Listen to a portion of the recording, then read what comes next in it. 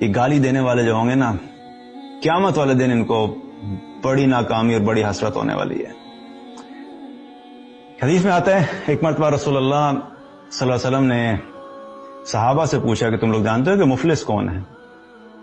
تو صحابہ عرض کرنے لگے کہ اللہ کے رسول، مفلس وہی ہے جس کے پاس درہم و دینار نہیں ہے، جس کے پاس دنیا کا مال و متاع نہیں ہے۔ اور جیسے ہم بھی یہ سوچتے ہیں، آج ہم سے بھی کوئی کہا تمہارے ہم سے بھی کوئی پوچھے بھائی تمہارے نزدیک میں یہ مفلس کون ہوتا ہے، تو ہم یہ کہتے ہیں یہ جو بیچارہ جس کے پاس گھر نہیں ہے، تو وقت کی روٹی نہیں ہوتی، کھانا پینا نہیں ہے، تو اسی کو مفلس سمجھتے ہیں۔ تو صحابہ نے کہا اللہ کے رسول یہی مفلس ہے جس کے پاس درہم و دینار نہیں ہے، جس کے پاس دنیا کا مال و متاع نہیں ہے۔ تو آپ صلی اللہ علیہ وسلم نے فرمایا کہ نہیں، میری امت کا مفلس وہ ہے جو قیامت والے دن روزے بھی لے کر، نماز بھی لے کر آئے گا، روزے بھی لے کر آئے گا، زکوٰۃ بھی لے کر آئے گا، یعنی سارے کام کیے ہوں گے، لیکن اس حال میں آئے گا کہ اس نے کسی کو گالی دی ہوگی، اس نے کسی پہ بہتان لگایا ہوگا، اس نے کسی کا مال ہڑپ کیا ہوگا، اس نے کسی کا خون بہایا ہوگا، اور اس نے کسی کو ناحق مارا پیٹا ہوگا۔ اب جب وہ اس حال میں آئے گا تو آگے کیا بتایا کہ اللہ سبحانہ تعالیٰ پھر ان لوگوں کو بلائے گا اس دن جن کے ساتھ اس نے یہ زیادتیاں کی تھیں، اور پھر اللہ سبحانہ تعالیٰ کیا کہے گا کہ اس کی نیکیوں میں سے نکال کے ان سارے لوگوں کو دے دو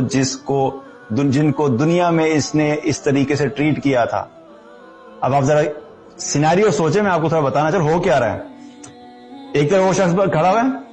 جس نے کسی کو گالی دی، کسی کو مارا پیٹا، کسی کے ساتھ زیادتی کی، کسی کا مال کھا کے بھاگ گیا، اور اپنی نمازیں پوری لے کر آیا ہے، 5 وقت کی نمازیں پڑھتا تھا، ماشاءاللہ تبارک اللہ، جماعت سے پڑھتا تھا، اور اس کے علاوہ زکوٰۃ بھی پوری پے کرتا تھا، ہر رمضان کے روزے بھی رکھتا تھا، تہجد گزار بھی تھا، بڑے بڑے نیک کام کرتا تھا، صدقہ خیرات بھی کرتا تھا، لیکن حقوق العباد میں کیا کر رہا تھا؟ کسی کو گالی دی ہے، کسی کو مارا ہے، کسی پہ بہتان لگایا ہے، کسی کا خون کیا ہے، کسی کا مال ہڑپ کیا ہے۔ اب یہ سارے قیامت والے دن لائن میں لگے ہوئے ہوں گے اس کے سامنے، اور کیا کہا جائے گا؟ اس کی نیکیاں اٹھاؤ اور ان کے حقوق ادا کرنا شروع کرو۔ اب اس سے نیکیاں لی جا رہی ہیں، اس کو دیے، اس سے نیکیاں لی، اس کو دی، اس سے نیکیاں لی، اس کو دی، جو بھی جن کے ساتھ اس نے زیادتی کی تھی، اب اس کی نیکیوں سے نکال کے ان سب کے حقوق ادا کیے جائیں گے۔ اب آپ سوچیں کتنی خطرناک بات ہے یہ۔ کچھ لوگ ایسے ہیں، چلیں باہر تو جو بھی ہوتا ہے سارا اخلاق باہر تو چلا جاتا ہے، گھر کے اندر اتنی زیادتیاں چل رہی ہیں، واللہ میرے پاس جس قسم کے میسیج آتے ہیں ڈیفرنٹ سسٹرز کے، میں حیران ہوتا ہوں کہ ہمارے خامند ہمیں ارسات ابیوزیو لینگویج استعمال کرتا ہے، ہمیں مارتا پیٹتا ہے، کئی میسیج ایسے آتے ہیں۔ آپ سوچیں کہ وہ خامند جس نے اپنی بیوی کو 15 سال 20 سال گالیاں دیتا رہا اور مارتا رہا، اور وہ اللہ کی بندی سہتی رہی، اب آپ سوچیں کہ باہر کے لوگ تو دور کی بات ہے، جب یہ عورت قیامت والے دن اپنے خامند کے سامنے کھڑی ہوگی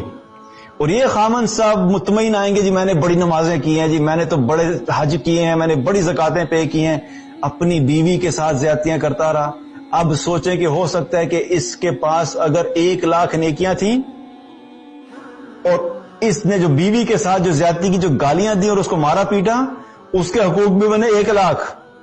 اب اس کی 1 لاکھ نیکیاں اٹھا کے خامن صاحب کی نیکیوں سے نکل کے بیوی کی نیکیوں میں چلی جائیں گی، اور کیا ہوگا؟ اس کو جہنم میں پھینک دیا جائے گا اور وہ کامیاب ہو جائے گی۔ یہ میں اگزامپل بتا رہا ہوں، یہ کوئی بھی ہو سکتا ہے۔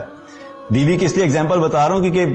میرے سامنے بہت سارے میسج ہے، اس کا میں بتا رہا ہوں کہ یہ بہت بڑی زیادتی ہوتی ہے، جس کو ہم یوں سمجھتے ہیں بہت سارے لوگ کہ باہر کسی کو گالی دینا تو بڑا گناہ کا کام ہے، لیکن بیوی کو گالی دینا بڑے ثواب کا کام ہے۔ عجیب مائنڈ سیٹ ہے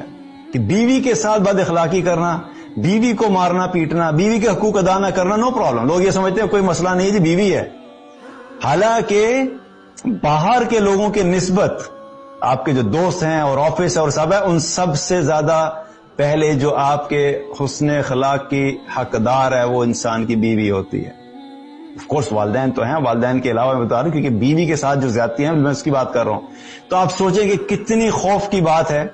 کہ یہ وہ شخص ہے جو اپنی زندگی میں مطمئن آیا تھا کہ میں اتنی نیکیاں لے کے جا رہا ہوں، اور اپنی بد اخلاقی کی وجہ سے، گالیاں دینے کی وجہ سے، بہتان کی وجہ سے، کسی کو مارنے پیٹنے کی وجہ سے اس کی ساری نیکیاں چلی جائیں گی، اور پھر کیا ہوگا؟ اب اگر اس کی نیکیاں ختم ہو گئی ہیں اور لوگوں کے حقوق ابھی باقی ہیں کہ بھائی جان نے کوئی 40-50 سال لوگوں کے ساتھ زیادتیاں کی تھیں، اب کیا ہوگا جی؟ اس کی تو نیکیاں ختم ہوگی، اب باقی لوگوں کے حقوق کیسے پے ہوں گے؟ کیونکہ کریڈٹ ہی ختم ہو گیا، اب آپ کے پاس ہے ہی کچھ نہیں،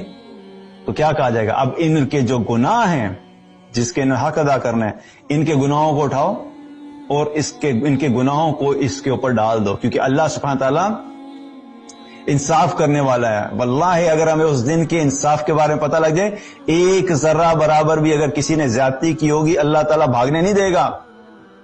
چاہے بیوی کے ساتھ کی ہو یا بیوی نے خاوند کے ساتھ کی ہو، والدین نے بچوں کے ساتھ کی ہو، بچوں نے والدین کے ساتھ کی ہو، انسان نے اپنے آفس میں کی ہو، باہر کی ہو، محلے والوں کے ساتھ کی ہو، خاندان والوں کے ساتھ کی ہو، ایک ذرہ برابر بھی آپ نے کسی کی زیادتی کی، اللہ بھاگنے نہیں دے گا اس دن۔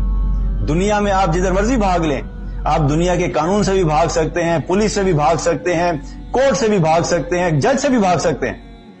لیکن قیامت والے دن اللہ سبحانہ تعالیٰ پکڑے گا اور ایک ایک زیادتی کا حساب دلائے گا۔ اب جب اس کے نامہ اعمال میں سے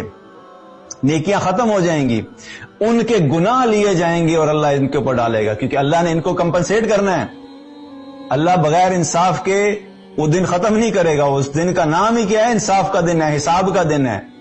اللہ سبحانہ تعالیٰ پھر ان کے گناہوں میں سے نکالے گا تاکہ ان کا بوجھ ہلکا ہو اور اس شخص کے پلڑے میں ڈال دے گا جس نے زیادتی کی تھی، اور پھر کیا ہوگا کہ اس کو جہنم میں ڈال دیا جائے گا۔ گئی آپ کی ساری نمازیں، ساری زکوٰۃ، سارے روزے،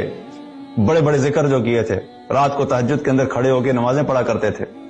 لوگوں کے ساتھ زیادتیاں کرنے کی وجہ سے ساری عبادات ضائع ہوگی۔ اتنا خطرناک معاملہ ہے حقوق العباد کا، اس لیے لوگوں کے ساتھ معاملہ کرتے ہوئے ہمیں بہت احتیاط کرنی چاہیے، اپنی زبان کی حفاظت کرنی چاہیے۔ اس کو اگر صحیح بات نہیں کرا سکتے